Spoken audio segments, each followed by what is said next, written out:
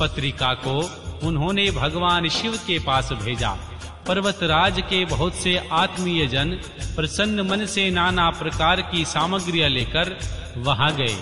कैलाश पर भगवान शिव के समीप पहुंचकर उन लोगों ने भगवान शिव को तिलक लगाया। वह लग्न पत्र उनके हाथ में दिया। वहां भगवान शिव ने उन सब का यथा योग्य विशेष सत्कार किया। फिर वे सब लोग प्रसन्नचित हो शैलराज के पास लौट आए। महेश्वर के द्वारा विशेष सम्मानित होकर बड़े हर्ष के साथ लौटे हुए उन लोगों को देखकर हिमवान के हृदय में अत्यंत हर्ष हुआ। तत्पश्चात आनंदित हो शैलराज ने नाना देशों में रहने वाले अपने बंधुओं को लिखित निमंत्रण भेजा, जो उन सब को सुख देने वाला था। इसके बाद वे बड़े हर्ष और आदर उत्साह के साथ उत्तम अन्न एवं नाना प्रकार की विवाहोचित सामग्रियों का संग्रह करने लगे। उन्होंने चावल, गुड़, शक्कर, आटा, दूध, दही, घी, मिठाई, नमकीन पदार्थ, मक्खन, पकवान, महान स्वादिष्ट रस और नाना प्रकार के व्यंजन इतने अधिक एकत्र किए, सूखे पदार्थों के पहाड़ खड़े हो जाएं और द्रव्य पदार्थों की बावड़ियां बन गई। शिव के पार्षदों और देवताओं के लिए हितकर नाना प्रकार की वस्तुएं, भांति भांति के बहुमूल्य वस्त्र, आग में तपाकर शुद्ध किए हुए सुवर्ण, रजत और विभिन्न प्रकार के मणि रत्न, इनका तथा अन्य उपयोगी द्रव्यों का विधि पूर्वक संग्रह करके गिरिराज ने मंगलकारी दिन में मांगलिक कृत्य करना आरंभ किया। पर्वतराज के घर की स्त्रियों ने देवी पार्वती का संस्कार करवाया। भांति भांति के आभूषणों से विभूषित हुई राजभवन की उन सुंदरियों ने सानंद मंगल का कार्य संपादन किया। नगर के ब्राह्मणों की स्त्रियों ने स्वयं बड़े हर्ष के साथ लोकाचार का अनुष्ठान किया।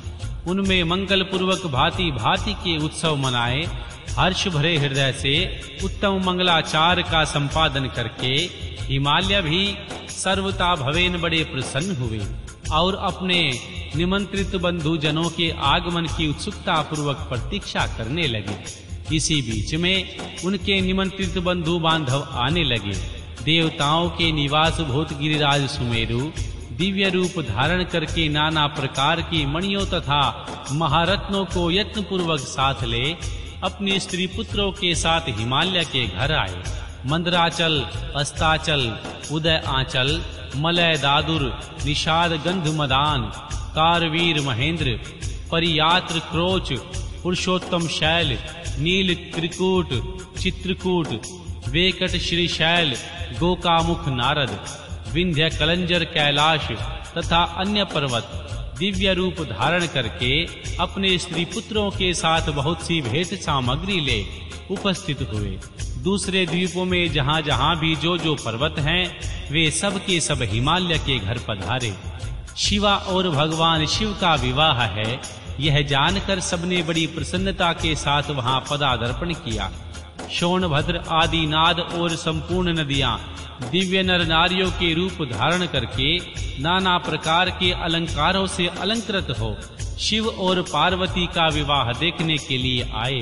गोदावरी, यमुना, सरस्वती, वेणी, गंगा, नर्मदा तथा अन्य श्रेष्ठ सरिताएं भी बड़ी प्रसन्नता के साथ हिमवान के यहाँ आई। उन सब के आने से हिमालय की दिव्यपुरी सब ओर से भर गई। वह सब प्रकार की शोभाओं से संपन्न थी। वहां बड़े-बड़े उत्सव हो रहे थे। ध्वजा पताकाएं फहरा रही थी। बंदरवारों से सबकी शोभा होती थी।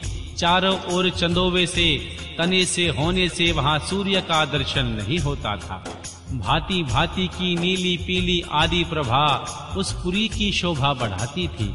हिमालय ने बड़ी प्रसन्नता के साथ अपने यहाँ पधारे हुए सभी स्त्री पुरुषों का यथा योग्य आदर सत्कार किया और सबको अलग अलग सुंदर स्थानों में ठहराया।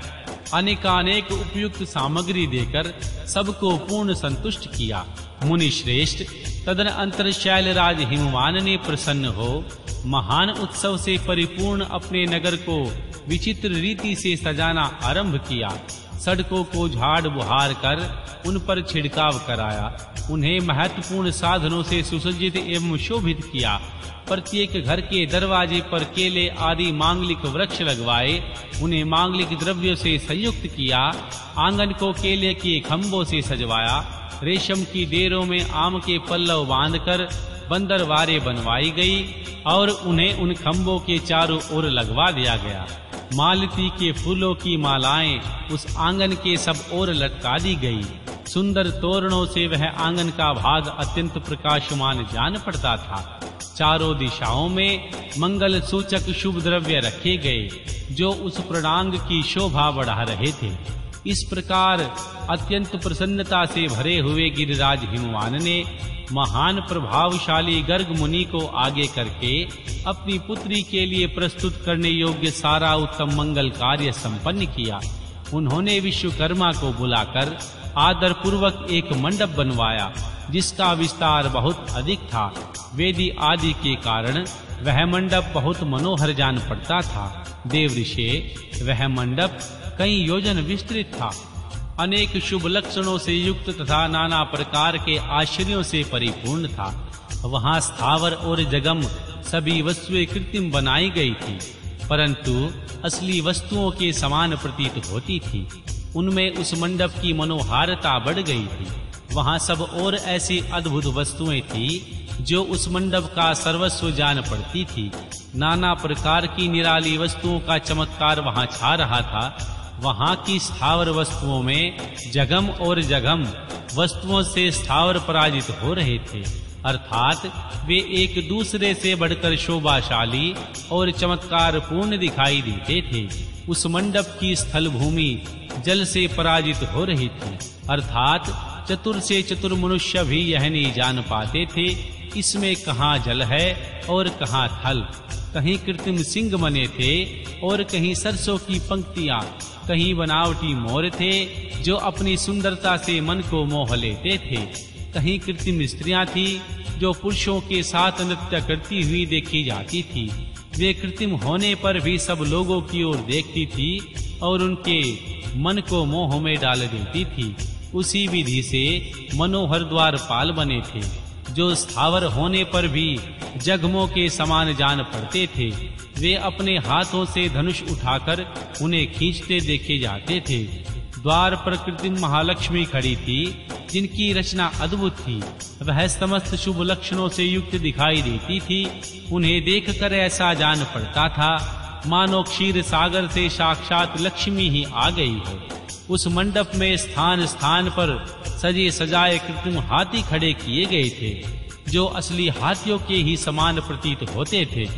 घुड़सवारों सहित घोड़े और हाथियों सवारों सहित हाथी बनाए गए थे। जहां तहां रथियों सहित रथ बनाए गए थे, जो कृत्रिम अश्वों से ही खींचे जाते थे। उन्हें देखकर लोगों को बड़ा आश्चर्य हुआ। इनके सिवा दूसरे कृत्रिम वाहन भी वहां खड़े थे। पैदल सिपाहियों की कृत्रिम सेना वहां मौजूद थी। मुने, प्रसन्नचित्त वाले विश्वकर्मा ने देवताओं और मुनियों को भी मोह में डालने के लिए वहां ऐसी अद्भुत रचनाएं की।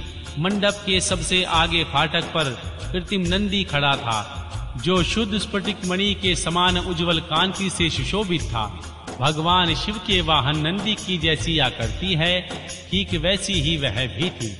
उस कृत्रिम नंदी के ऊपर रत्न विभूषित महादिव्य पुष्पक शोभा पाता था, जो पल्लवों तथा श्वेत चामरों से सजाया गया था। उसके वाम पार्श्व में दो कृत्रिम हाथी खड़े थे, जिनका रंग विशुद्ध केशर के समान था, जो 4 दांत वाले बनाए गए थे और 60 वर्ष के पाठों के समान दिखते थे।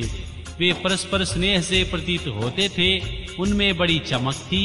इसी प्रकार सूर्य के समान अत्यंत प्रकाशमान 2 दिव्य अश्व भी विश्वकर्मा ने बनाए थे, जो चवर से अलंकृत और दिव्य आभूषणों से विभूषित थे।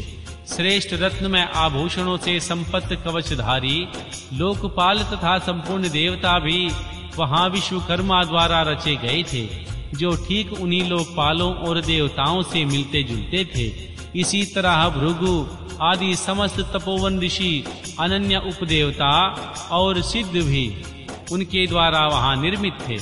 गरुड़ आदि समस्त पार्षदों से युक्त भगवान विष्णु कृत्रिम विग्रह भी विश्वकर्मा ने बनाया था। जिनका स्वरूप साक्षात हरि के समान ही आश्चर्यजनक था। हे नारद,